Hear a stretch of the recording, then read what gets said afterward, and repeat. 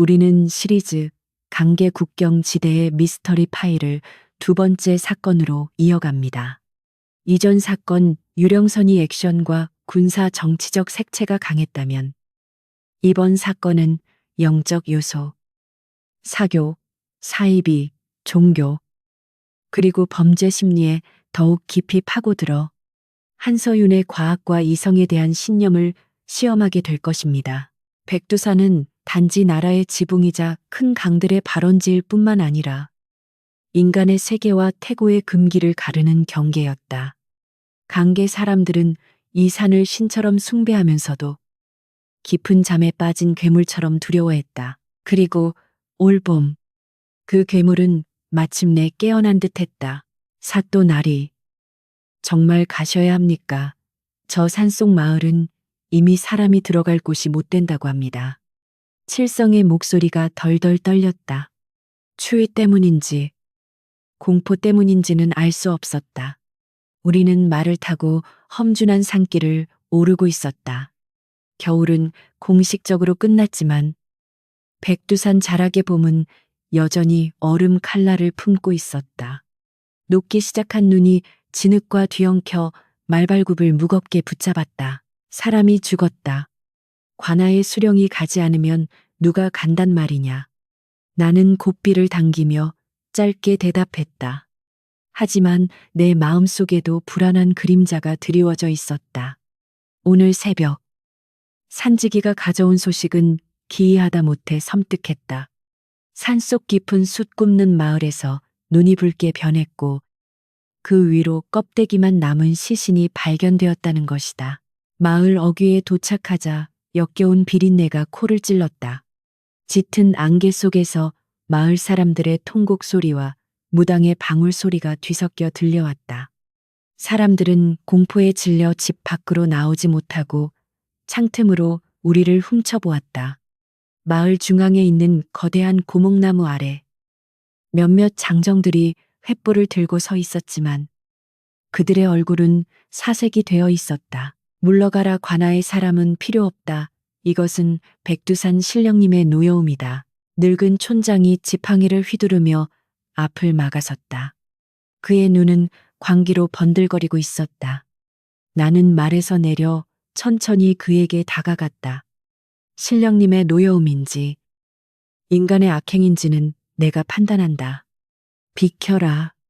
나의 서늘한 기세에 촌장은 주춤거리며 길을 터주었다. 그리고 나는 보았다.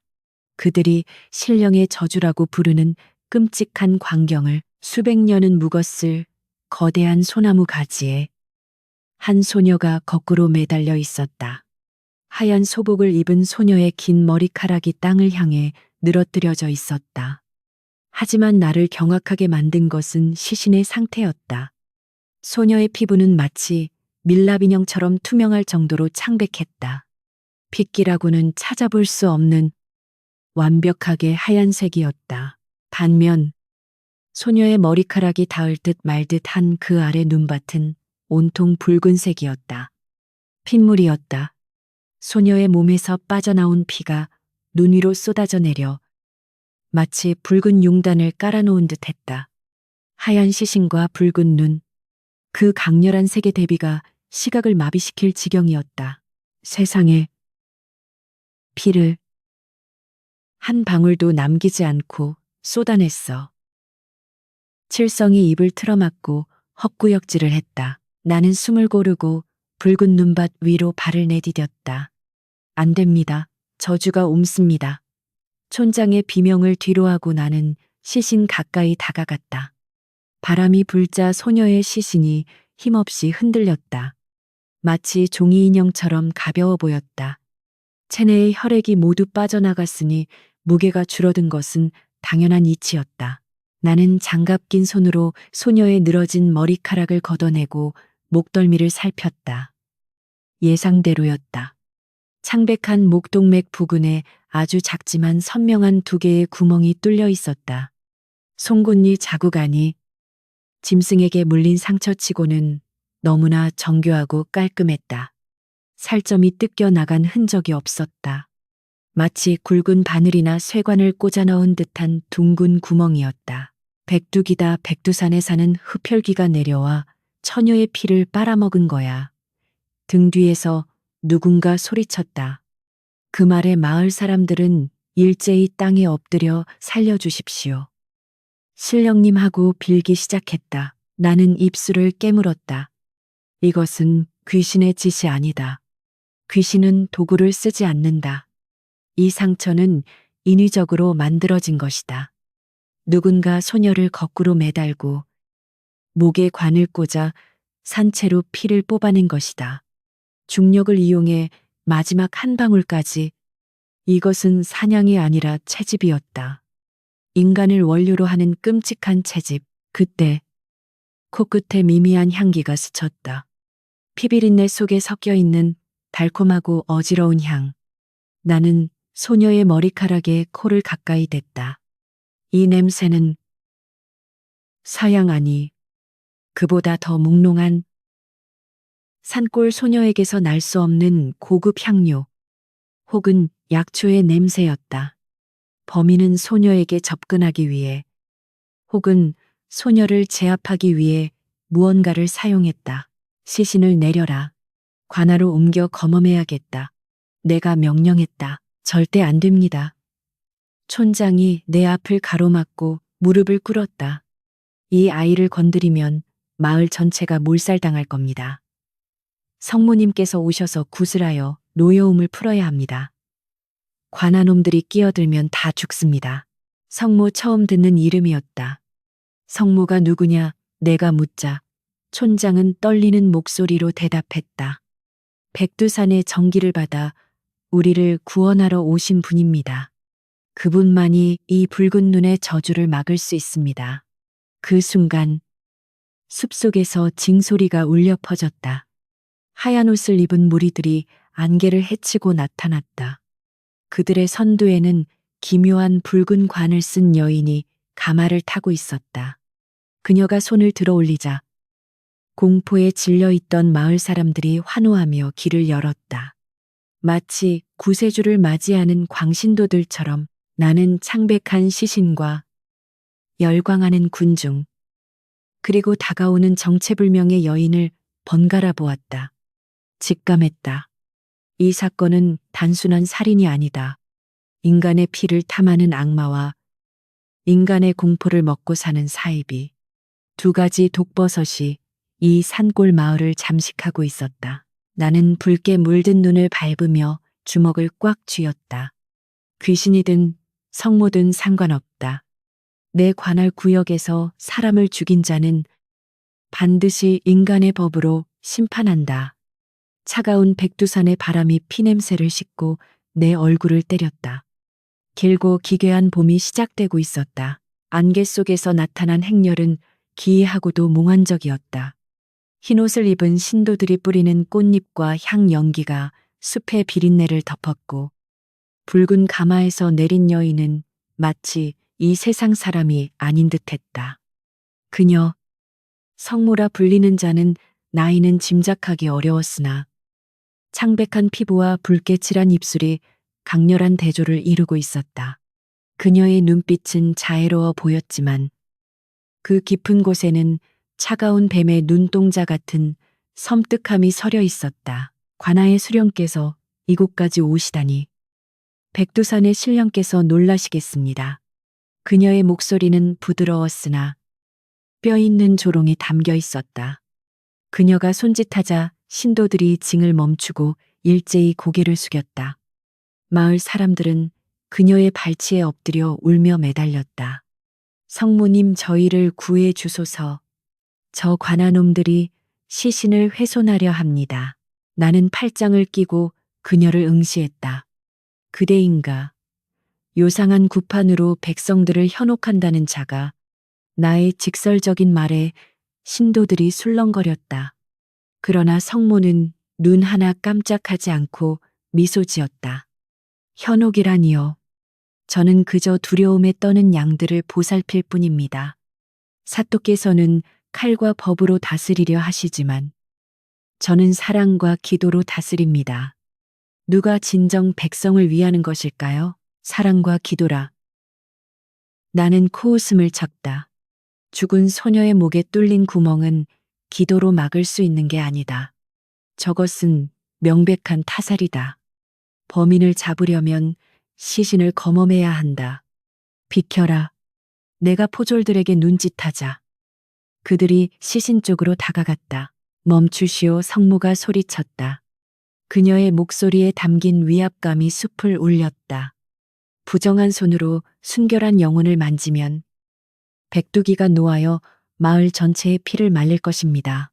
사또는 지금 이 불쌍한 사람들을 죽음으로 내몰 셈입니까? 그녀의 선동에 마을 사람들이 낙과 몽둥이를 들고 우리 앞을 가로막았다. 안 된다. 사또 물러가라. 그들의 눈에는 이성이 사라지고 맹목적인 적개심만이 불타오르고 있었다. 상황이 불리했다. 무력으로 진압할 수도 있었지만 그랬다가는 밀란이 일어날 판이었다. 나는 전략을 바꾸기로 했다. 그녀의 권위를 무너뜨려야 했다. 백두기가 노한다고. 그렇다면 그대는 그 귀신을 달랠 힘이라도 있다는 것인가. 내가 도발하자 성모는 품에서 작은 호리병을 꺼내 보였다. 제게는 신령께서 내려주신 성수가 있습니다. 이것은 부정한 기운을 싣고 병든 자를 일으키며 귀신을 쫓는 생명수입니다. 붉은색 액체가 담긴 호리병. 나는 눈을 가늘게 떴다. 그 붉은 물이 만병통치약이라도 된다는 말이냐. 그렇다면 증명해 보아라. 성모는 기다렸다는 듯 군중을 향해 외쳤다. 여기 고통받는 자가 있느냐. 앞으로 나오라. 그러자 군중 속에서 다리를 절뚝거리는 노인 하나가 기어 나왔다. 성모님. 제 다리가 썩어 들어가 밤마다 잠을 못 잡니다. 제발. 노인의 다리는 검게 괴사되어 고름이 흐르고 있었다. 썩은 내가 진동했다. 성모는 노인에게 다가가 자애로운 표정으로 그의 다리에 붉은 물을 뿌렸다. 그리고는 주문을 외우며 손을 얹었다. 나쁜 기운아 물러가라. 붉은 생명아 솟아라. 잠시 후 믿을 수 없는 일이 벌어졌다. 고통에 신음하던 노인의 표정이 평온해지더니 그가 천천히 자리에서 일어난 것이다. 아, 안 아파.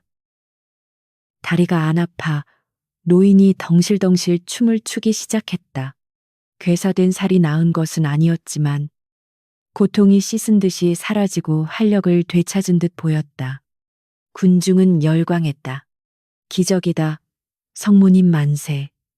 그들은 엎드려 절을 하며 성모를 찬양했다. 나는 그 광경을 냉철하게 지켜보았다. 기적 아니다.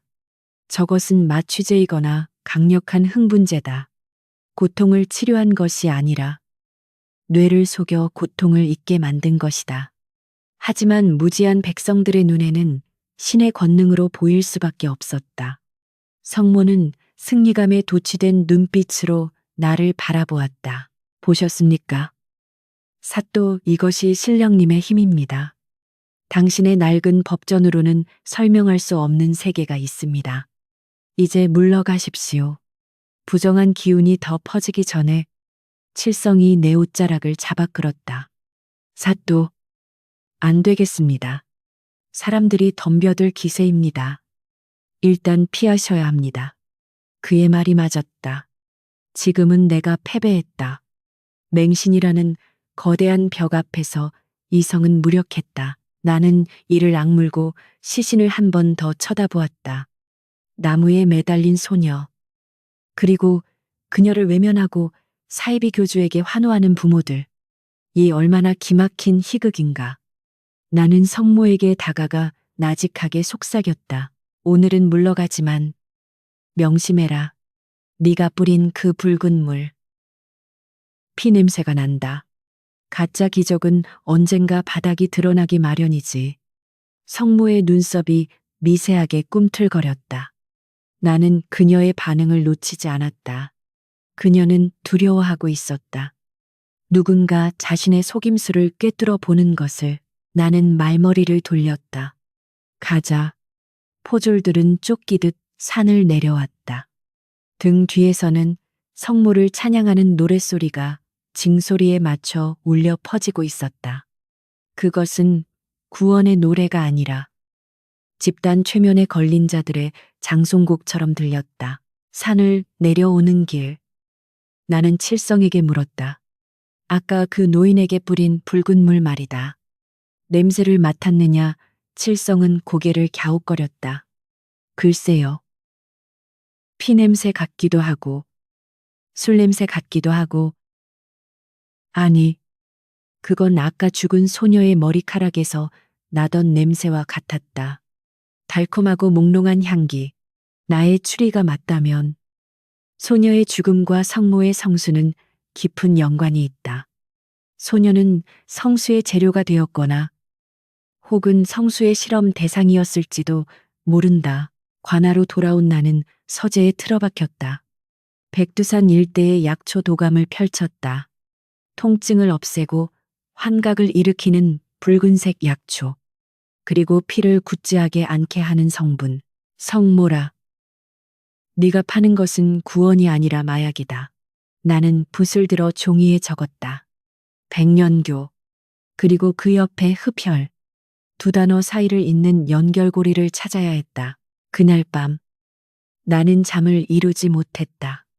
창밖에는 붉은 달이 떠 있었다. 마치 백두산에서 죽어간 소녀의 눈처럼 서러운 빛을 띠고 있었다. 전쟁은 시작되었다. 칼과 창이 아닌 과학과 미신 사이의 전쟁이, 불안한 침묵이 며칠간 강계를 감돌았다. 성모의 기적에 홀린 백성들은 관아 대신 백년교의 제단을 찾아가 붉은 물을 구걸했고 관아의 행정은 마비될 지경에 이르렀다. 나는 집무실에 앉아 타들어가는 촛불을 바라보며 초조함을 삼켰다. 범인은 멈추지 않을 것이다. 맛을 본 맹수는 반드시 다시 사냥터로 돌아오는 법이니까. 그리고 나의 예감은 최악의 형태로 적중했다. 사또또 또 시체가 발견되었습니다. 새벽녘 칠성이 헐레벌떡 뛰어들어왔다. 그의 얼굴은 이전보다 더 창백해져 있었다. 이번엔 누구냐? 또 힘없는 여인이냐? 내가 묻자 칠성은 고개를 세차게 저었다. 아닙니다. 이번엔 강호입니다. 이 일대에서 호랑이를 맨손으로 때려잡는다던 그 천하장사 강호 말입니다. 천하장사라 불리던 사내. 곰과 싸워도 이길 것 같은 거구의 사냥꾼이 죽었다. 그것도 똑같은 방식으로 나는 즉시 현장으로 달려갔다. 이번 현장은 마을이 아니라 백두산 중턱의 깊은 숲속이었다. 도착해보니 상황은 처참했다. 거대한 참나무 가지에 그 육중한 몸집의 강호가 거꾸로 매달려 있었다. 지난번 소녀 때와 똑같이 그의 몸은 핏기가 하나도 없이 하얗게 변해 쭈글쭈글해져 있었고 나무 아래 눈밭은 그가 쏟아낸 피로 검붉게 물들어 있었다. 차이점이 있다면 이번에는 시신 주변에 짐승의 발자국조차 없었다는 것이다. 강호는 활과 칼을 차고 있었지만 칼은 칼집에서 뽑히지도 않았고 활시위는 당겨지지도 않았다. 호랑이도 잡는다는 그가 저항 한번 못 해보고 제압당의 가축처럼 도축당한 것이다. 이게 말이 됩니까? 귀신이 아니고서야 어찌 천하장사를 이리 쉽게.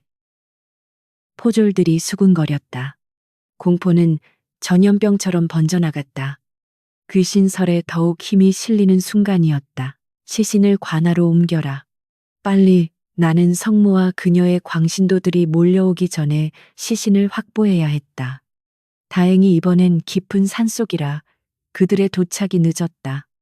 우리는 서둘러 시신을 수습해 관아의 비밀 창고로 옮겼다. 밤이 깊었다. 관아 밖에서는 성모의 신도들이 횃불을 들고 시위를 벌이며 신령님의 재물을 내놓으라고 고래고래 소리를 지르고 있었다.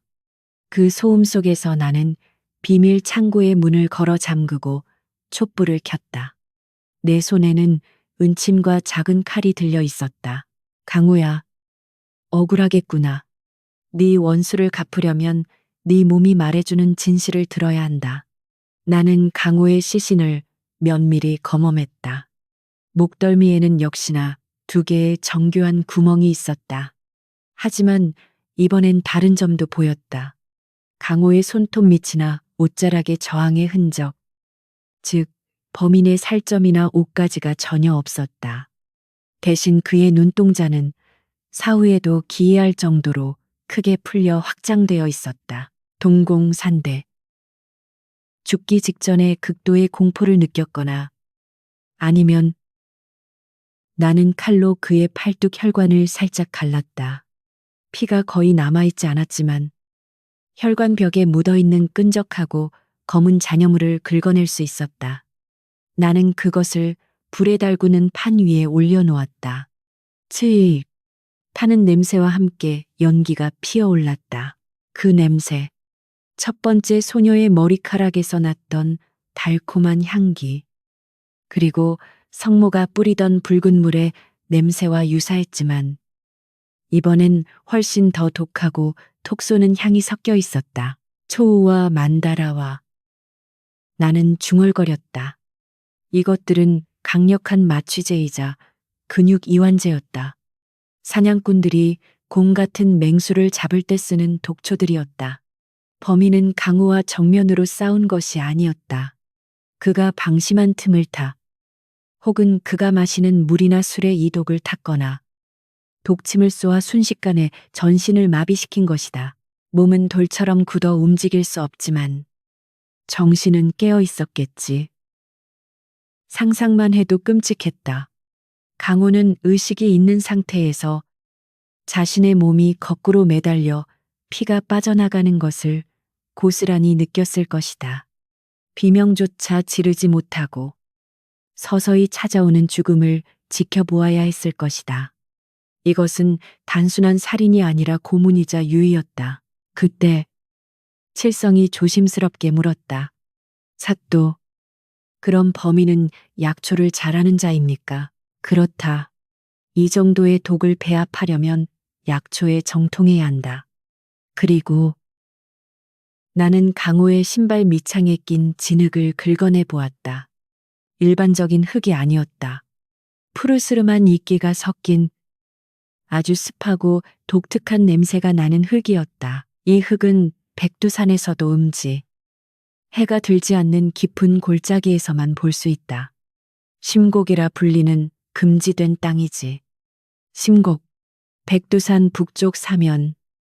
1년 내내 안개가 거치지 않고 독초와 독사가 우글거려 약초꾼들도 가기를 꺼리는 곳이었다. 전설에 따르면 그곳은 옛날부터 죄인들이 숨어들거나 사교의 무리들이 제사를 지내던 곳이라고 했다. 범인의 근거지는 심곡이다. 그곳에서 독초를 구하고 사람을 사냥할 도구를 만들고 있어 밖에서 신도들의 함성이 더욱 거세졌다. 사또 나오시오. 천벌을 받을 것이오. 관아의 문이 부서질 듯 흔들렸다. 시간이 없었다. 나는 결단을 내렸다. 칠성아, 채비를 해라. 우리는 오늘 밤 관아 뒷문을 통해 산으로 간다. 예, 지금 저 폭도들을 두고 말입니까? 저들은 성모의 꼭두각시일 뿐이다. 인형을 상대해봤자 소용없어. 인형실을 조종하는 놈을 잡아야 한다. 우리는 심곡으로 간다. 나는 강호의 눈을 감겨주며 다짐했다. 이 끔찍한 연극에 막을 내리기 위해 나는 기꺼이 그들이 말하는 금지된 땅으로 걸어 들어갈 것이다. 그곳에 귀신이 살든 악마가 살든 내 칼끝을 피할 수는 없을 것이다. 우리는 어둠을 틈타 관아를 빠져나왔다. 등 뒤에서는 광신도들의 횃불이 밤하늘을 붉게 태우고 있었고 앞에는 칠흑 같은 어둠이 깔린 백두산이 거대한 아가리를 벌리고 우리를 기다리고 있었다. 백두산의 밤은 살아있는 생명체처럼 숨을 쉬었다. 하지만 우리가 향하는 심곡의 숨소리는 짐승의 거친 호흡이 아니라 병든 자의 가래 끓는 소리처럼 그르렁거렸다. 달빛조차 닿지 않는 깊은 골짜기. 칠성과 나는 횃불 하나에 의지한 채 가파른 비탈을 내려갔다. 사또, 냄새가 이상합니다. 썩은 달걀 냄새 같기도 하고. 칠성이 코를 막으며 웅얼거렸다. 그의 말이 맞았다. 계곡 깊숙이 들어갈수록 유황 냄새와 비릿한 흙내가 뒤섞여 코를 찔렀다.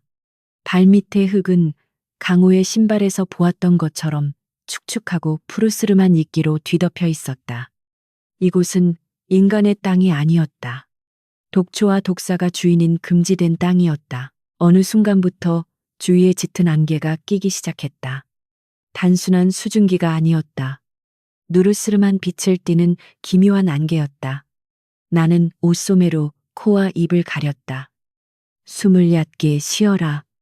이 안개에 독이 있을지도 모른다. 하지만 내 경고는 이미 늦은 듯했다. 머리가 윙윙거리기 시작했다. 시야가 흐려지고 횃불의 불꽃이 2개, 3개로 갈라져 보였다. 귓가에서 이명이 들렸다. 처음에는 바람 소리인 줄 알았으나 점차 사람의 목소리로 변해갔다. 나리, 왜 저를 구하지 않으셨어요? 한서윤, 내 놈이 죽였어. 그것은 1년 전 도성에서 죽은 궁녀의 목소리였고 내 손에 잡혔던 범인들의 저주 섞인 목소리였다. 내 무의식 깊은 곳에 잠재되어 있던 죄책감이 안개 속에서 괴물이 되어 기어나오고 있었다. 나는 고개를 세차게 흔들었다. 이건 환청이다. 독가스에 취한 거야. 하지만 칠성은 이미 제정신이 아니었다. 그는 허공을 향해 칼을 휘두르며 소리쳤다. 오지마 저리가 어머니. 제가 잘못했습니다. 그는 보이지 않는 적과 싸우며 절벽 쪽으로 뒷걸음질 치고 있었다. 한 발짝만 더 가면 천길 낭떠러지였다. 칠성아 정신 차려. 나는 비틀거리는 다리를 옮겨 그에게 달려가려 했다. 하지만 내 몸도 말을 듣지 않았다. 땅이 물결치듯 일렁였다. 눈앞에 검은 그림자들이 춤을 추며 나를 에워쌌다. 성모의 얼굴을 한 뱀들이 붉은 입을 벌리고 나를 비웃고 있었다. 내 놈도 여기서 피를 빨리게 될 것이다. 무릎이 꺾였다. 의식이 아득해지는 순간 나는 칠성이 절벽 끝에서 중심을 잃고 휘청이는 것을 보았다. 안 돼, 내가 손을 뻗었지만 닿지 않았다.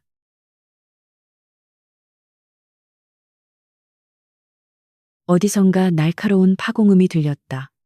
칠성의 발치에 작은 돌멩이가 날아와 박혔다. 칠성이 깜짝 놀라 주저앉았고 덕분에 절벽으로 떨어지는 것을 면했다. 곧이어 숲의 그림자 속에서 누군가가 튀어나왔다. 그는 날다람쥐처럼 빠르게 움직여 칠성의 뒷덜미를 낚아채 안전한 곳으로 끌어당겼다. 그리고는 내게 다가와 내 입에 무언가를 쑤셔 넣었다. 쓰고 떫은 맛이 나는 풀잎이었다. 씹어 삼키지 말고 씹어. 익숙한 목소리. 나는 본능적으로 입안에 풀을 씹었다. 강렬한 쓴맛이 혀를 마비시키며 머리를 때렸다. 그러자 신기하게도 눈앞의 환영들이 서서히 걷히고 귓가에 이명이 잦아들었다. 안개가 조금 겉인 자리에 짐승 가죽을 뒤집어 쓰고 얼굴에 검댕을 칠한 소년이 서 있었다. 걱정스러운 눈빛으로 나를 내려다보는 그 아이. 바타르. 사또 죽고 싶어서 환장했어요. 여긴 마의 숨결이 흐르는 곳이라고요. 바타르였다. 지난 겨울 곶감 값으로 산삼을 주고 갔던 그 녀석. 녀석은 코와 입을 두꺼운 천으로 가리고 있었다. 우리에게 먹인 것은 해독 작용을 하는 약초인 듯했다. 나는 안도의 한숨을 내쉬며 칠성을 살폈다. 칠성도 약초 덕분에 정신을 차리고 멍하니 앉아 있었다. 네가 여긴 어떻게? 제 사냥터니까요. 요즘 이상한 냄새가 나서 감시하고 있었어요. 바타르가 퉁명스럽게 대답하며 나를 일으켜 세웠다. 따라오세요. 이 안개 속에 계속 있으면 뇌가 녹아요. 우리는 바타르를 따라 바위 틈 사이로 난 좁은 길을 걸었다.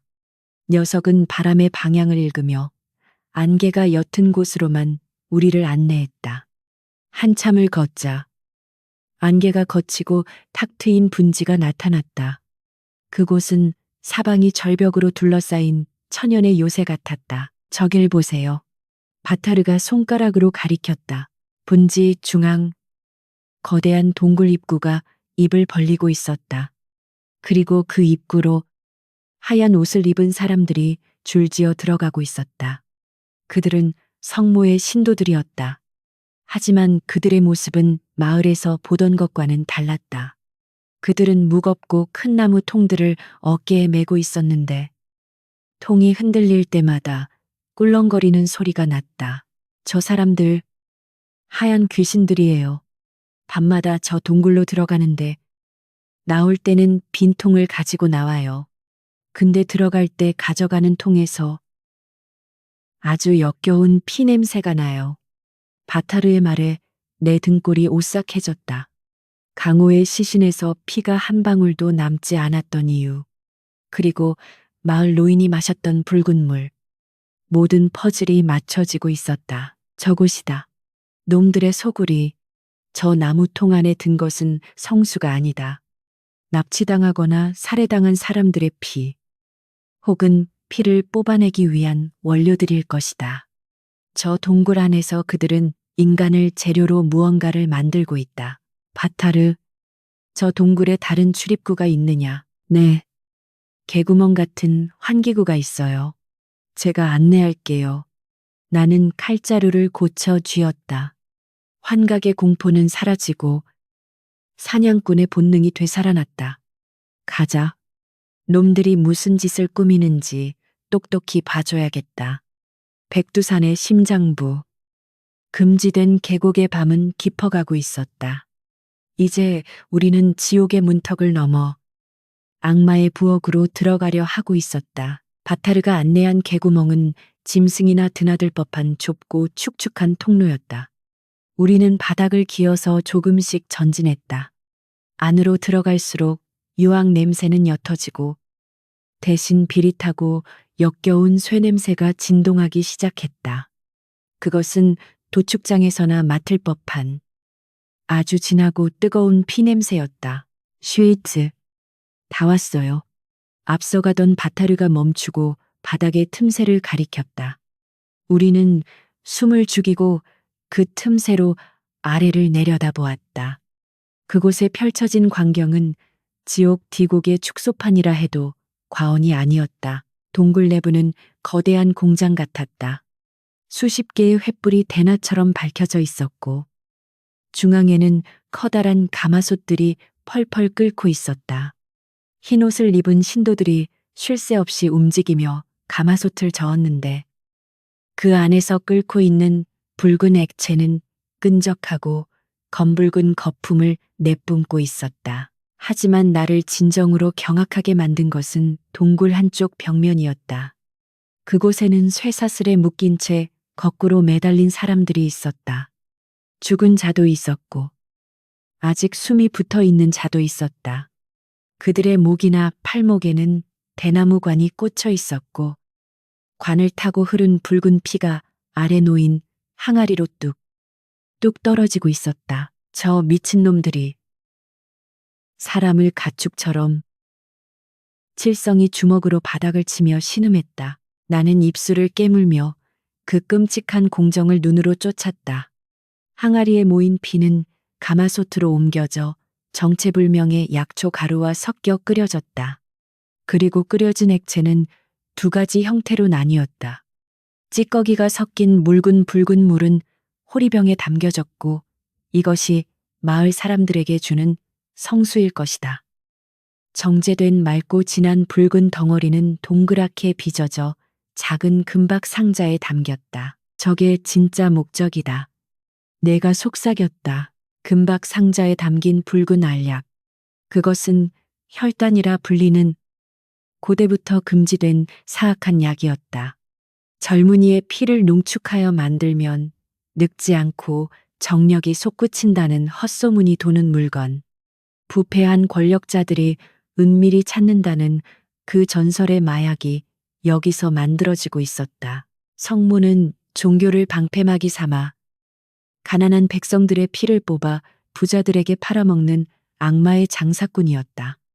마을 사람들에게는 중독성 있는 찌꺼기 물을 먹여 노예로 만들고 뒤로는 거액을 챙기고 있었던 것이다. 그때 동굴 중앙에 있는 단상 위로 성모가 올라갔다. 그녀는 금박 상자 하나를 들어 올리며 만족스러운 미소를 지었다. 이번 물건은 최상급이구나. 강호의 피라 그런지 기운이 넘쳐. 한양의 대감마님들이 아주 좋아하시겠어. 강호. 칠성이 억울하게 죽은 사냥꾼의 이름을 듣자 흥분하여 몸을 들썩였다. 그 바람에 바닥에 있던 작은 돌멩이가 굴러 통로 아래로 떨어졌다. 딱. 따르르. 동굴의 정막 속에 돌 구르는 소리가 천둥처럼 울려 퍼졌다. 누구냐 성모의 눈이 번뜩이며 우리가 숨어 있는 천장 쪽을 쏘아보았다. 들켰다. 나는 더 이상 숨을 수 없음을 직감했다. 바타르, 너는 칠성을 데리고 나가서 사람들을 모아라. 나는 시간을 끌겠다. 하지만 사또 어서가 네가 살아야 증인을 데려올 것 아니냐. 나는 바타르를 밀어내고 통로 입구에서 뛰어내렸다. 쿵 착지 않은 충격이 전해졌지만 나는 곧바로 칼을 뽑아들고 성모를 향해 겨누었다. 그 더러운 장사. 오늘로 끝이다. 성모는 당황하기는커녕 비릿하게 웃었다. 제 발로 지옥불에 뛰어든 나방이로구나. 관아의 사또가 내 재물이 되고 싶어 안달이 났어. 그녀가 손짓하자 동굴 구석 어둠 속에서 거대한 그림자들이 걸어 나왔다. 호법이라 불리는 4명의 거구들. 그들은 상반신을 탈의하고 있었는데 온몸에 혈관이 터질 듯 부풀어 있었고 눈동자는 붉게 충혈되어 있었다. 그들 역시 실패한 혈단이나 약물을 과다 복용하여 이성을 잃고 괴력이 강화된 인간 병기들이었다. 죽여라. 피 한 방울 남기지 말고. 성모의 차가운 명령이 떨어졌다. 호법들이 짐승 같은 괴성을 지르며 달려들었다. 나는 가장 먼저 달려드는 놈의 칼을 피하고 옆구리를 베었다. 날카로운 칼날이 살을 갈랐다. 하지만 놈은 비명조차 지르지 않았다. 고통을 느끼지 못하는 듯 피를 흘리면서도 몽둥이를 휘둘렀다. 젠장. 약물에 취해 통각이 마비됐어. 나는 뒤로 물러서며 거리를 벌렸다. 힘으로 맞붙어서는 승산이 없었다. 놈들의 몽둥이가 바닥을 내리칠 때마다 돌바닥이 깨져나갔다. 나는 동굴 안의 지형지물을 이용하기로 했다. 나는 끓고 있는 가마솥 쪽으로 놈들을 유인했다. 놈들이 덮치려는 순간 나는 몸을 숙여 피하고 가마솥의 다리를 걷어찼다. 화르르 펄펄 끓는 붉은 액체가 호법 2명에게 쏟아졌다. 끄아악. 아무리 고통을 못 느껴도 살이 타들어가는 뜨거움까지 견딜 수는 없었다. 놈들이 바닥을 뒹굴며 괴로워했다. 하지만 남은 2명이 문제였다. 그들은 동료의 고통 따위는 아랑곳하지 않고 나를 향해 돌진했다. 한 놈이 내 멱살을 잡고 들어올려 벽으로 내던졌다. 쾅. 숨이 턱 막히고 눈앞이 번쩍였다. 갈비뼈가 부러진 것 같았다. 사또 도망친 줄 알았던 칠성이 밧줄을 타고 내려와 내 앞을 막아섰다. 이 괴물놈들아, 사또 몸에 손대지 마라. 칠성이 칼을 휘둘렀지만 역부족이었다. 호법이 칠성을 팔이 쫓듯 쳐냈다. 우리는 구석에 몰렸다. 성모가 다가와 우리를 내려다보았다. 어리석은 것들, 내 피가 되어 영원히 살게 해주려 했더니 그녀는 내 턱을 잡고 강제로 입을 벌리게 했다. 그리고는 품에서 붉은 호리병을 꺼냈다. 마셔라. 그러면 너도 내 충실한 개가 될 것이다. 독이 든 성수. 이것을 마시면 나도 저 호법들처럼 이성을 잃고 괴물이 될 것이다. 나는 필사적으로 고개를 저었지만 부상당한 몸에 힘이 들어가지 않았다. 붉은 액체가 내 입술에 닿으려는 찰나였다. 슈웅 퍽. 어디선가 날아온 화살이 성모의 손에 들린 호리병을 정확히 깨뜨렸다. 뭐냐? 성모가 비명을 지르며 뒤로 물러섰다. 동굴 입구 쪽 바타르가 활을 들고 서 있었다.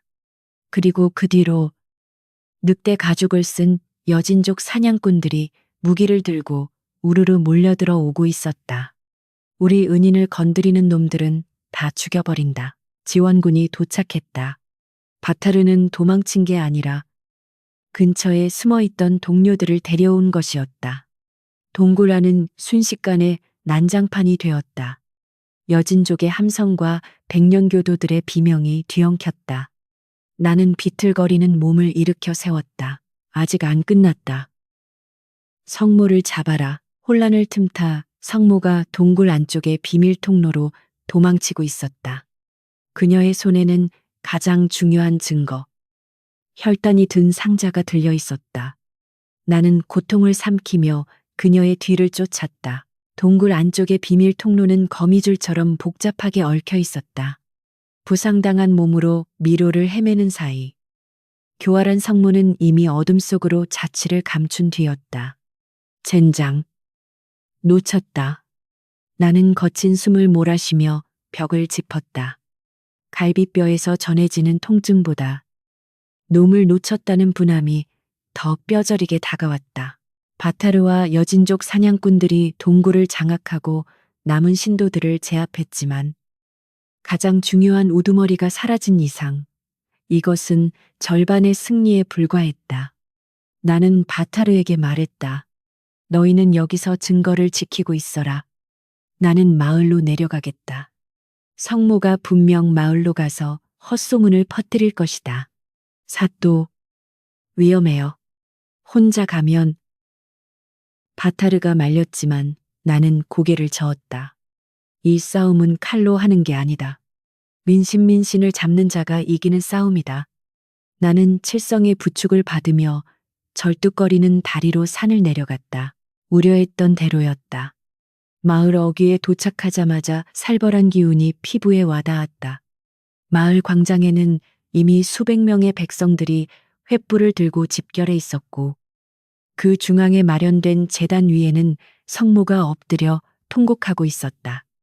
그녀의 흰옷은 일부러 찢어 밝혀져 있었고 얼굴에는 가짜 피가 묻어 있었다.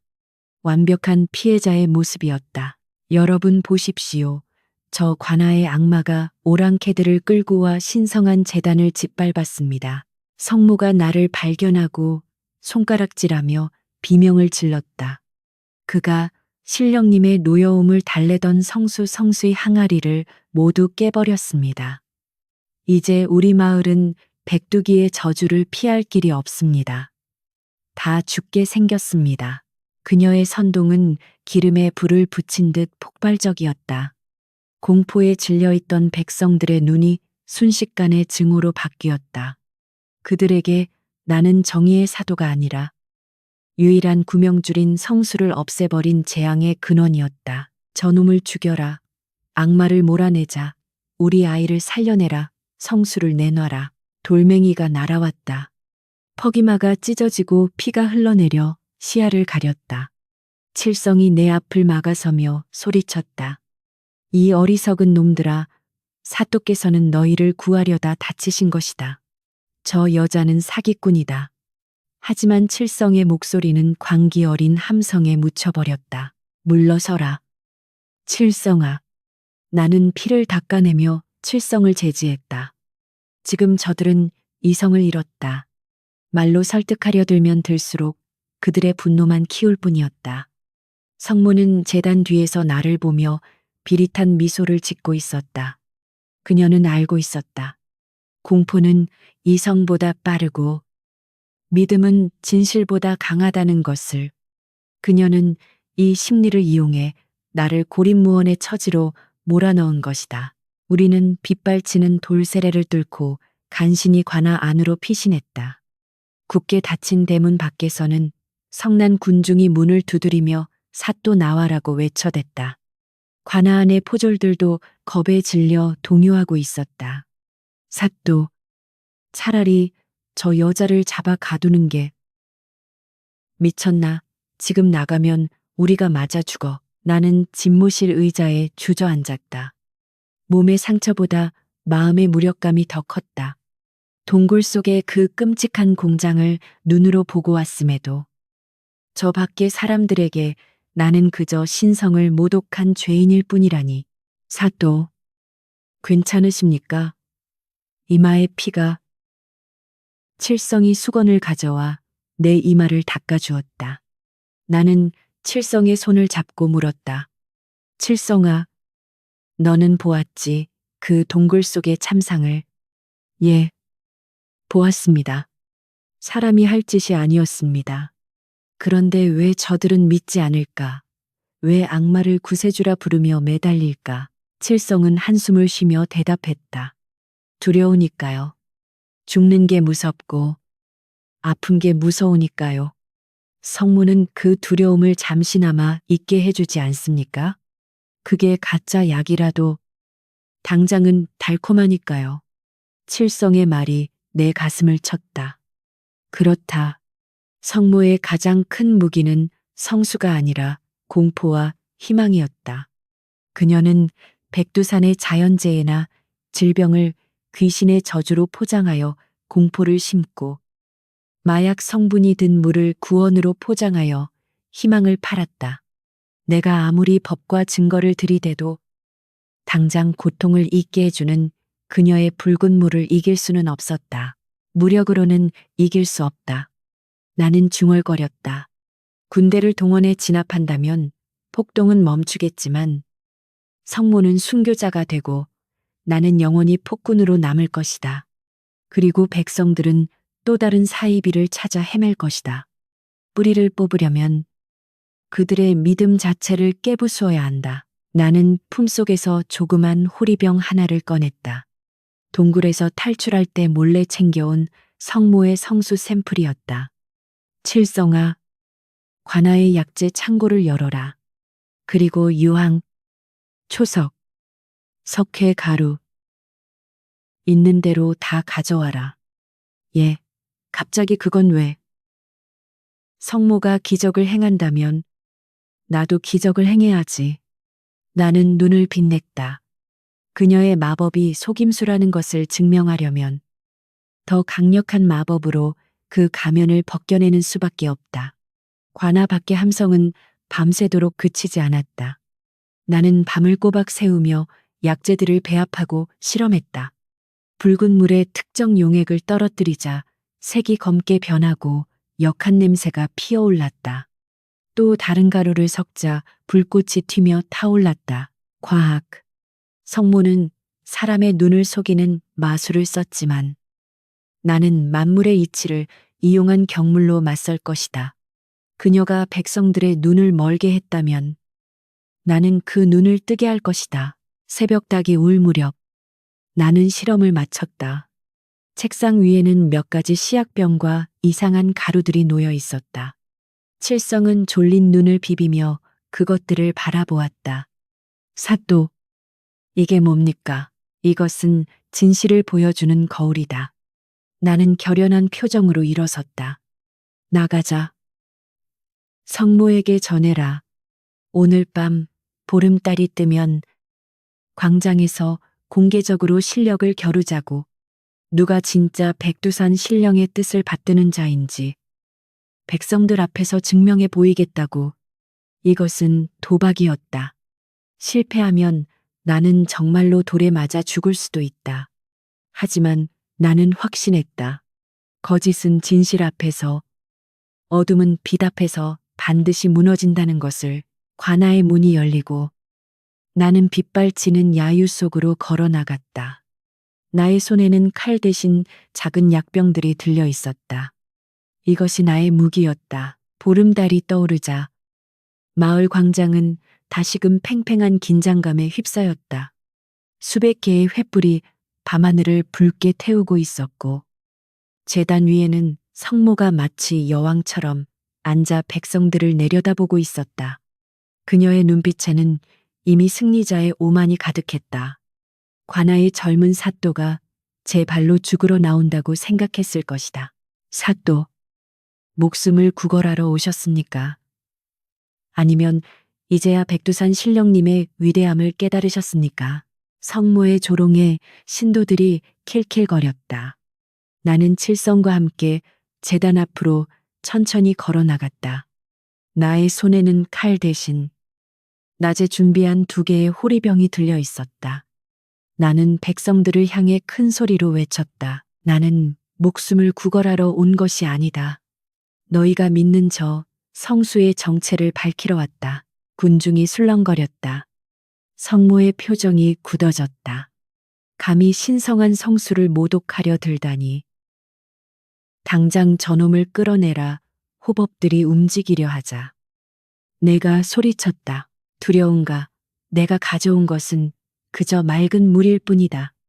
만약 저 성수가 진짜 신령님의 피라면 이깟 맹물에 더러워지지 않을 것이다. 하지만 가짜라면 그 추악한 본색을 드러내겠지. 나는 호리병을 들어 보이며 도발했다. 백성들은 보아라. 오늘 나의 목숨을 걸고 증명하겠다. 내가 실패하면 그때 나를 돌로 쳐 죽여도 좋다. 나의 결기 어린 태도에 백성들이 동요했다. 목숨을 건다는 말은 언제나 구경꾼들의 흥미를 자극하는 법이다. 성모도 물러설 수 없었다. 여기서 피한다면 자신의 권위가 흔들릴 터였다. 그녀는 억지로 미소를 지으며 손짓했다. 좋습니다. 어디 한번 해보시지요. 신령님의 분노가 당신을 태워버릴 것입니다. 나는 제단 위로 올라가 성모가 나눠주던 성수가 담긴 큰 항아리 앞에 섰다. 붉고 비릿한 액체가 출렁거렸다. 나는 첫 번째 호리병의 마개를 열었다. 그 안에는 내가 관아에서 제조한 투명한 액체가 들어 있었다. 그것은 오배자를 진하게 우려낸 물이었다. 오배자에 들어있는 탄닌 성분은 피 속의 철분과 반응하면 검은색으로 변하는 성질이 있었다. 당시에는 먹물을 만드는 원리로 알려져 있었다. 이것은 진실의 물이다. 거짓된 것을 만나면 검게 썩어버리지. 나는 투명한 액체를 붉은 항아리에 쏟아부었다. 광장의 모든 시선이 항아리에 집중되었다. 잠시 정적이 흘렀다. 그리고 붉었던 성수가 소용돌이 치더니 순식간에 시커먼 먹물처럼 변해버렸다. 헉, 물이 썩었다. 검게 변했어. 백성들이 경악하여 뒷걸음질 쳤다. 성모의 눈이 휘둥그레졌다. 그녀는 이것이 무슨 조화인지 알지 못했다. 나는 검게 변한 물을 국자로 떠서 바닥에 뿌렸다. 악취가 진동했다. 보아라, 이것이 너희가 마시던 물의 본색이다. 이것은 신령의 피가 아니라 썩은 피다. 나는 틈을 주지 않고 2번째 실험을 이어갔다. 그리고 너희가 겪은 기적의 정체도 보여주마. 나는 칠성에게 신호를 보냈다. 칠성이 군중 속에서 비틀거리는 사내 하나를 부축해 데리고 나왔다. 그는 성수를 마시지 못해 금단 증상으로 온몸을 떨고 있는 중독자였다. 성모님, 제발 물을 주세요. 뼈가 깎이는 것 같아요. 사내가 울부짖었다. 성모가 다급하게 소리쳤다. 저 사람에게 마귀가 씌었다. 당장 끌어내라. 아니다, 마귀가 씌인 게 아니라 독에 중독된 것이다. 나는 2번째 호리병을 꺼냈다. 그 안에는 강한 구토제가 들어있었다. 나는 사내의 입에 그것을 억지로 흘려 넣었다. 사내는 컥컥거리더니 이내 뱃속에 있는 것을 토해내기 시작했다. 누런 위액과 함께 검붉은 찌꺼기들이 쏟아져 나왔다. 사내는 고통스러워했지만 잠시 후 떨림이 멈추고 눈빛이 돌아왔다. 아, 머리가 맑아졌어. 사내가 멍하니 중얼거렸다. 토해내면서 독성분이 일부 배출되고 구토의 충격으로 일시적으로 정신이 든 것이다. 나는 사내를 일으켜 세워 백성들에게 보여주었다. 이 사내를 보라. 성수를 마시지 않으니 오히려 정신이 돌아왔다. 저 붉은 물에는 아편투옥피엔과 독초가 들어있다. 마실 때는 기분이 좋아지지만 마시지 않으면 뼈가 썩는 고통을 주어 너희를 노예로 만드는 독약이란 말이다. 나의 외침은 광장의 천둥처럼 울렸다. 검게 변한 물. 그리고 토해낸 뒤 제정신을 차린 이웃. 눈앞에 펼쳐진 증거들 앞에서 맹신의 벽에 금이 가기 시작했다. 속았어. 우리가 속았어. 내 딸이 저 물을 마시고 죽은 거야. 웅성거림은 의심으로, 의심은 곧 분노로 바뀌었다. 백성들의 눈초리가 성모를 향했다. 성모는 당황하여 뒷걸음질 쳤다. 아, 아니다. 저놈이 요술을 부린 것이다. 저놈이 악마야. 하지만 이번에는 아무도 그녀의 말을 듣지 않았다. 나는 태기를 받기 위해 마지막 수를 썼다. 품속에서 성냥을 꺼내 주머니에 숨겨둔 유황가루를 제단 위에 촛불에 훅 불었다. 파앗 푸른 불꽃이 확 치솟아 오르며 제단의 휘장을 태웠다. 악마는 불에 타지 않는다. 하지만 거짓은 불에 탄다. 불길이 치솟자 성모는 공포에 질려 비명을 지르며 제단 아래로 굴러 떨어졌다. 그녀의 신성함은 바닥에 뒹구는 흙투성이 옷자락처럼 처참하게 구겨졌다. 잡아라, 저 가짜를 잡아라. 누군가 외쳤고 성난 군중이 제단으로 쇄도했다. 이번에는 나를 향한 것이 아니라 그들을 속이고 착취했던 마녀를 향한 분노였다. 막아라. 호법들 뭐 하고 있느냐? 성모가 악을 썼다. 동굴에서 보았던 거구의 호법들이 몽둥이를 들고 군중을 막아섰다. 다시 유혈 사태가 벌어지려는 찰나였다. 어둠의 자식들아. 진짜 사냥꾼이 왔다. 어둠 속에서 늑대 울음소리가 들리더니 화살비가 쏟아져 내렸다. 바타르와 여진족 전사들이었다. 그리고 그 뒤로 관아의 포졸들이 창을 들고 달려왔다. 백령교도들을 전원 체포하라. 저항하는 자는 베어도 좋다. 나의 명령과 함께 진짜 전투가 시작되었다. 나는 난장판이 된 제단 위에서 도망치는 성모의 뒷모습을 보았다. 그녀는 숲 쪽으로 달리고 있었다. 그녀의 마지막 보루. 혈단이 숨겨진 동굴로 가는 것이 분명했다. 칠성아, 여기를 맡아라. 나는 놈을 쫓는다. 나는 제단에서 뛰어내려 어둠 속으로 사라지는 흰 그림자를 쫓았다. 이제 과학의 시간은 끝났다. 다시 사냥의 시간이었다. 숲은 칠흑 같은 어둠에 잠겨 있었지만 하늘에 뜬 보름달은 기묘하게도 붉은 빛을 띠고 있었다. 마을 사람들이 흘린 피가 증발하여 하늘을 물들인 것만 같았다. 나는 욱신거리는 갈빗뼈를 부여잡고 성모가 사라진 숲길을 달렸다. 그녀가 향한 곳은 단 한 곳. 자신의 모든 욕망이 응축된 심곡의 비밀 동굴이었다. 거기 서라. 도망칠 곳은 없다. 나의 외침이 숲을 울렸다. 저 앞 하얀 소복을 휘날리며 달리는 성모의 뒷모습이 보였다. 그녀는 더 이상 고고한 신의 대리인이 아니었다. 헝클어진 머리카락과 흙투성이 맨발, 그리고 탐욕스럽게 껴안고 있는 금박 상자. 그녀는 그저 쫓기는 짐승에 불과했다. 그녀가 멈춰 선 곳은 우리가 탈출했던 동굴의 뒷문. 절벽 위였다. 더 이상 갈 곳이 없었다. 아래는 까마득한 낭떠러지였고 뒤에는 내가 칼을 들고 서 있었다. 오지 마, 오지 말란 말이야. 성모가 뒤돌아서서 악을 썼다. 그녀의 눈동자는 공포와 광기로 뒤섞여 팽창해 있었다. 내 놈이 감히 내 왕국을 무너뜨려. 내가 누군지 알아. 나는 선택받은 자야. 죽음을 정복한 성모란 말이다. 선택받은 자나는 비틀거리며 그녀에게 다가갔다. 너는 그저 남의 피를 빨아먹고 사는 거머리일 뿐이다. 죽음을 정복한 게 아니라 죽음을 팔아 돈을 챙긴 사기꾼이지.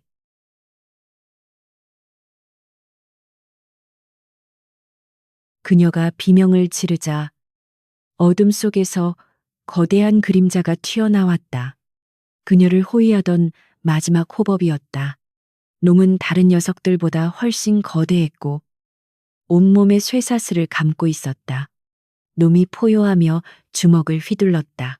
바람을 가르는 소리가 날 정도로 위력적인 공격이었다. 나는 본능적으로 몸을 숙여 피했지만 놈의 주먹이 바위를 강타하자 돌파편이 튀어 얼굴을 때렸다. 으윽.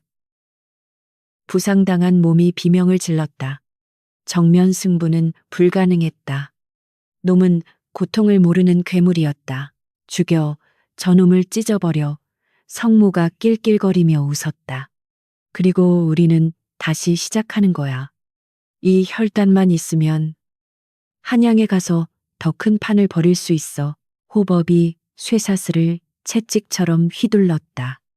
나는 바닥을 구르며 피했지만 쇠사슬 끝이 내 발목을 휘감았다. 놈이 힘껏 당기자 내 몸이 공중으로 붕 떠올랐다가 바닥에 내동댕이 쳐졌다. 커헉 피맛이 입안에 돌았다. 시야가 흐려졌다. 놈이 천천히 다가와 내 목을 밟으려 했다. 죽음이 코앞에 있었다. 그 순간 뇌리에 칠성의 말이 스쳤다. 저 괴물들은 약물에 취해 있어서 심장이 보통 사람보다 2배는 빨리 뛴다고 합니다. 심장. 놈들의 유일한 약점은 과부하 걸린 심장이었다. 나는 품속에 남아있던 마지막 무기. 아까 성술 실험에 쓰고 남은 독초가루 투구꽃 뿌리 가루 초호를 손에 쥐었다. 이것은 심장을 마비시키는 맹독이었다. 놈의 발이 내 목을 짓누르려는 찰나. 나는 있는 힘을 다해 놈의 얼굴을 향해 가루를 뿌렸다. 흠놈이 숨을 들이켜며 가루를 마셨다. 독은 즉각적으로 반응하지 않았다. 하지만 놈이 다시 힘을 쓰려 하자 비정상적으로 뛰던 심장에 급격한 쇼크가 왔다. 호법이 가슴을 부여잡고 비틀거렸다. 얼굴이 보라색으로 변해가며 거친 숨을 몰아쉬었다. 혈관이 터질 듯 부풀어 올랐다. 나는 그 틈을 타놈의 다리 사이를 걷어차고 굴러서 빠져나왔다. 쿵 거대한 괴물이 마침내 무릎을 꿇고 단말마의 비명을 지르며 쓰러졌다. 입에서 검은 거품이 흘러나왔다. 이제 남은 것은 성모뿐이었다. 그녀는 자신의 최후의 방패막이가 쓰러지자 완전히 이성을 잃었다. 그녀는 벼랑 끝으로 뒷걸음질치며 금박 상자를 열었다. 그 안에는 붉게 빛나는 알약, 고농축 혈단이 가득 들어 있었다. 오지마.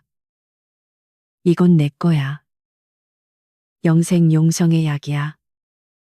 나는 칼을 거두고 그녀를 바라보았다. 그건 영생의 약이 아니다. 맹독이다. 네가 만든 그 약이 사람을 어떻게 만드는지 네 눈으로 보지 않았느냐. 아니야. 이건 신의 축복이야. 내가 마시면 나는 신이 되는 거야. 그녀의 눈빛은 이미 현실을 부정하고 있었다. 궁지에 몰린 쥐가 독약을 치즈로 착각하듯. 그녀는 자신의 피조물을 구원이라고 믿고 싶어 했다.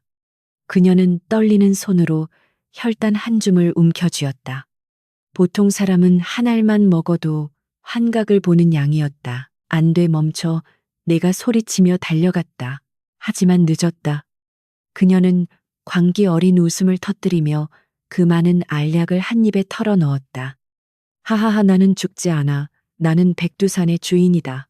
그녀가 약을 삼키자마자 그녀의 몸이 기괴하게 떨리기 시작했다.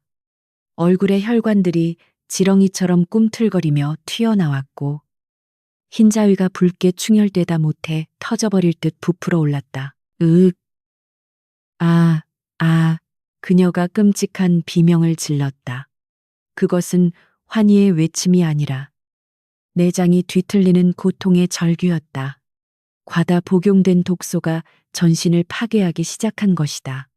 그녀는 목을 쥐어뜯으며 바닥을 굴렀다. 뜨거워. 몸이 불타는 것 같아. 그녀의 입과 코, 그리고 눈에서 검붉은 피가 쏟아져 나왔다. 그녀가 그토록 탐하던 붉은 피가 이제는 그녀를 안에서부터 집어삼키고 있었다.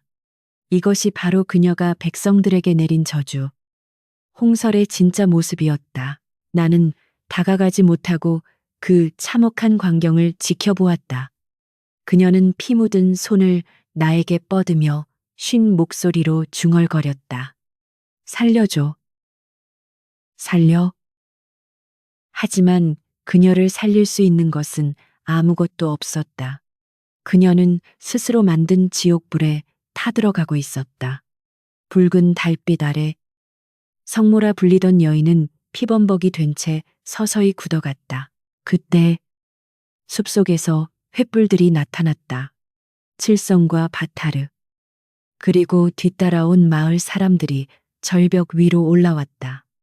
그들은 숨을 죽이고 자신들을 현혹했던 신의 비참한 최후를 목격했다. 끝났다. 누군가 나직이 말했다. 성모의 몸은 더 이상 움직이지 않았다. 그녀의 옆에는 쏟아진 혈단들이 붉은 눈물처럼 흩어져 있었다. 나는 하늘을 올려다보았다. 붉었던 달이 서서히 재색을 찾아 하얗게 빛나고 있었다. 길고 길었던 악몽의 밤이 비로소 끝나가고 있었다. 성모의 비명소리가 잦아들자 벼랑 끝에는 무거운 침묵만이 내려앉았다. 칠흑 같은 어둠 속에서 횃불을 들고 올라온 마을 사람들은 넋을 잃고 성모의 시신을 바라보았다. 그들이 신이라 믿고 숭배했던 존재는 온몸의 구멍에서 피를 쏟아내며 뒤틀린 채 죽어있는 흉측한 노파에 불과했다.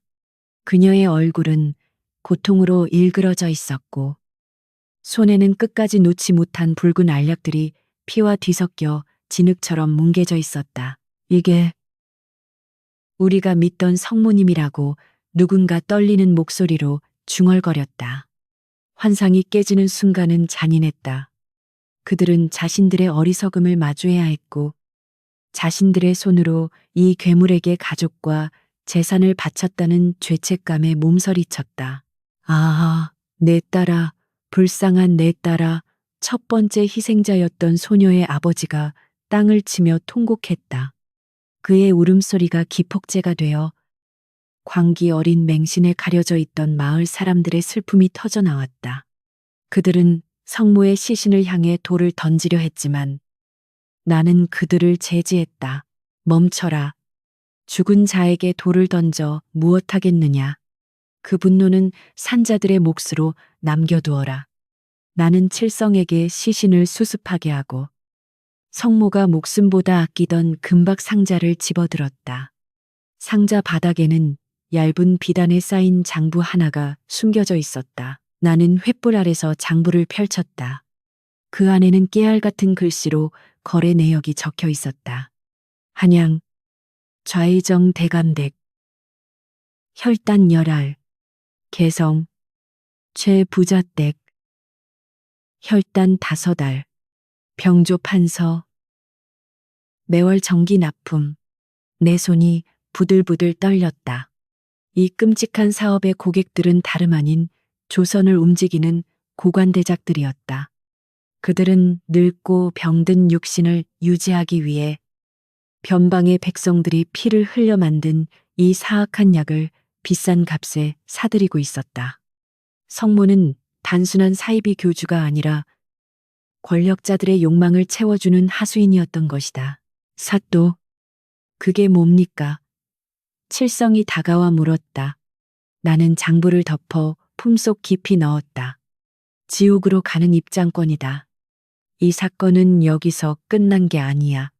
몸통은 저 멀리 도성에 있다. 우리는 다시 심곡의 동굴로 돌아갔다.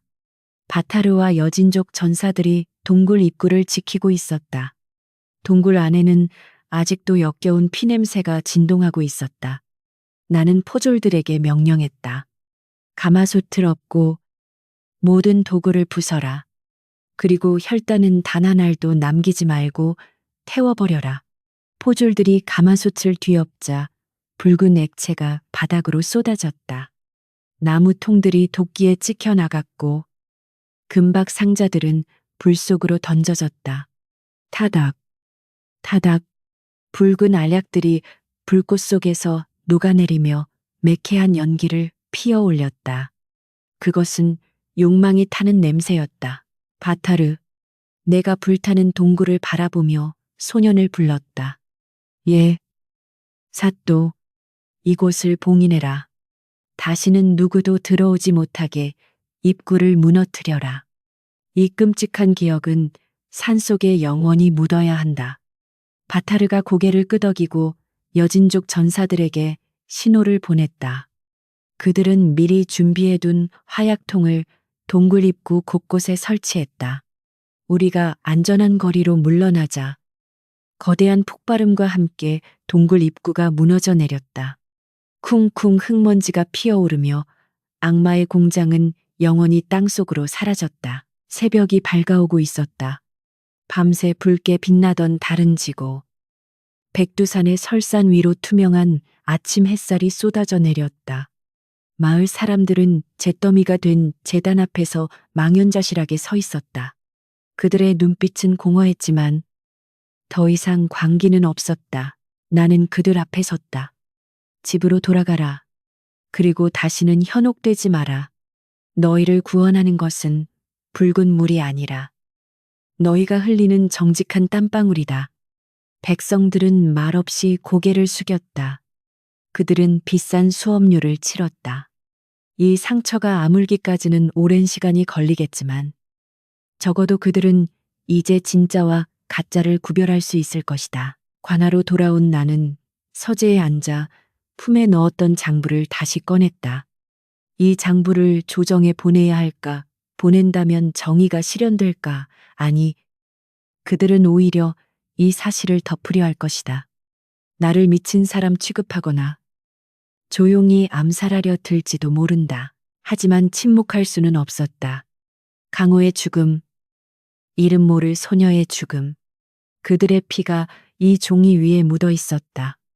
나는 붓을 들었다. 장계를 쓰는 것이 아니었다. 나는 장부의 내용을 필사하기 시작했다. 원본은 내가 가지고 사본을 여러 개 만들어 세상에 퍼뜨릴 생각이었다. 권력자들이 덮을 수 없도록 장터의 이야기꾼들에게, 전국의 서원에, 그리고 벽서를 통해 알릴 것이다. 백두산의 눈이 붉게 물든 이유는 귀신의 저주가 아니라 인간의 탐욕 때문이었다. 나의 붓질은 멈추지 않았다. 이것은 나의 복수이자 죽은 자들을 위한 진홍곡이었다. 그때 창밖에서 칠성이 부르는 소리가 들렸다. 사또 눈이 옵니다. 나는 붓을 놓고 밖으로 나갔다. 봄인데도 하늘에서 하얀 눈이 펑펑 쏟아지고 있었다. 지난밤의 핏자국과 불에 탄 흔적들을 덮어주려는 듯 깨끗하고 순수한 눈이었다. 나는 손을 뻗어 눈송이를 받았다. 차갑지만 부드러웠다. 그래. 다 덮어주려무나. 다시는 붉게 물들지 않게. 칠성이 옆에서 웃었다. 이제야 백두산이 본래의 색을 찾았군요. 하얗게요.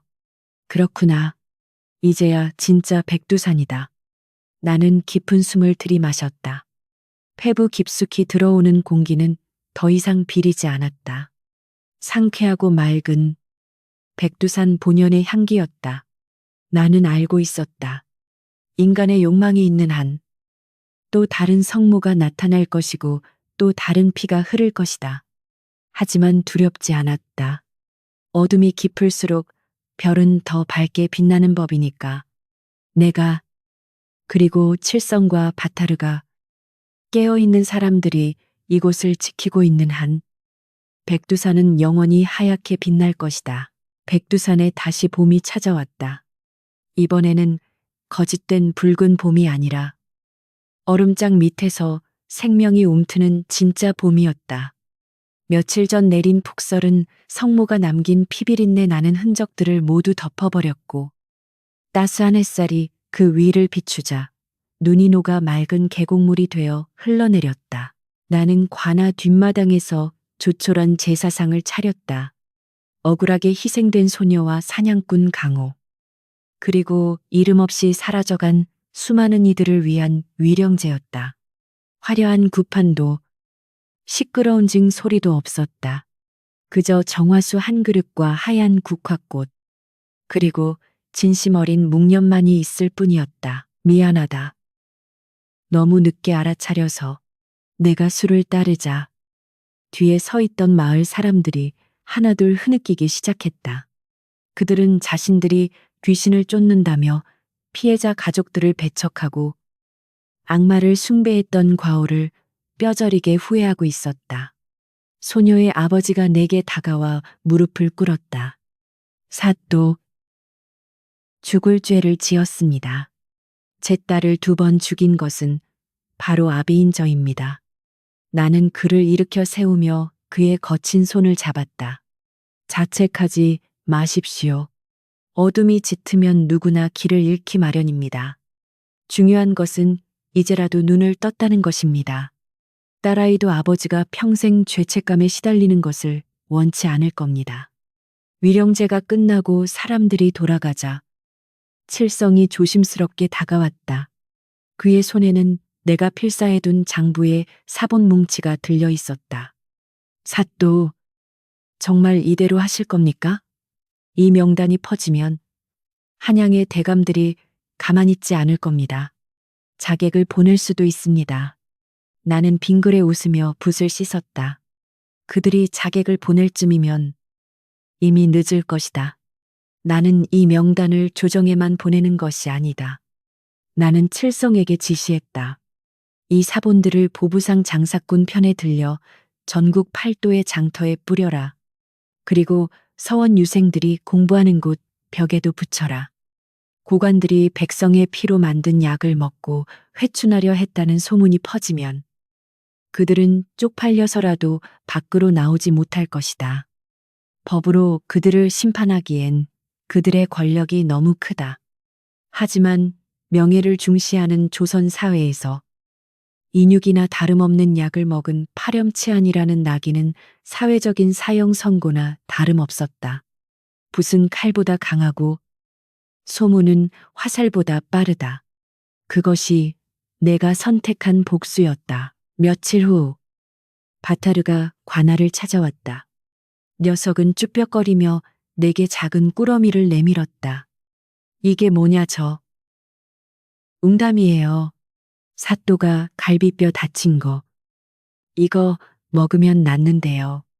녀석은 부끄러운지 코를 쓱 문질렀다. 동굴에서의 싸움 때 내가 다친 것을 기억하고 있었던 것이다. 고맙다. 귀한 것인데. 그리고 부족장님이 전해달래요. 우리 숲은 이제 깨끗해졌다고. 다시는 하얀 귀신들이 얼씬도 못하게 지키겠다고요. 나는 소년의 머리를 쓰다듬어 주었다. 그래, 너희는 숲을 지켜라. 나는 마을을 지키마. 바타르가 돌아가고 나는 집무실 창가에 서서 멀리 백두산을 바라보았다. 웅장하게 솟은 산봉우리는 여전히 하얀 눈을 머리에 이고 있었다. 백두, 그 이름처럼 산은 언제나 그 자리에 있었지만 그것을 바라보는 인간의 마음이 붉게 물들었다가 검게 타들어갔을 뿐이었다. 사또, 한양에서 서신이 왔습니다. 이방이 들어와 편지 한 통을 건넸다. 뜯어보니 옛 동료가 보낸 것이었다. 도성안이 발칵 뒤집혔다고 했다. 내가 뿌린 소문 때문에 고관들이 대문 밖 출입을 끊었고 임금께서도 진노하여 감찰을 명하셨다는 소식이었다. 물론 그들이 권력을 잃지는 않겠지만 당분간 숨죽여 살아야 할 것이다. 그것으로 충분했다. 나는 편지를 접어 촛불에 태웠다. 타오르는 불꽃을 보며 나는 생각했다. 세상에는 과학으로 설명할 수 없는 일들이 여전히 존재할지도 모른다. 하지만 인간의 존엄을 해치는 모든 신비는 결국 사기이거나 폭력일 뿐이다. 나는 앞으로도 그 경계선에 서서 목매함과 싸우는 파수꾼이 될 것이다. 창문을 활짝 열었다. 봄바람이 밀려 들어왔다. 이번 바람에는 피냄새도 유황 냄새도 없었다. 흙냄새와 풀냄새, 그리고 밥 짓는 냄새가 섞인 평범하고도 소중한 사람 사는 냄새였다. 눈이 녹았구나. 나는 미소 지었다. 강계의 뜰에 핀 매화나무 가지에 하얀 꽃망울이 맺혀 있었다. 피보다 붉었던 겨울이 가고 눈보다 하얀 매화가 피어났다. 나의 두 번째 기록. 백두산 홍설록은 이렇게 끝을 맺었다. 하지만 강계의 사또 한서윤의 이야기는 내일도 계속될 것이다. 해가 뜨고 바람이 불고 백성들이 살아있는 한 감사합니다. 저희와 함께 두 건의 큰 사건, 유령선의 미스터리와 백두산 붉은 눈의 저주를 지나오신 여러분.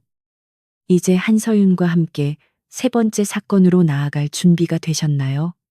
아래 댓글로 여러분의 생각을 들려주세요. 감사합니다. 그리고 다시 만나요.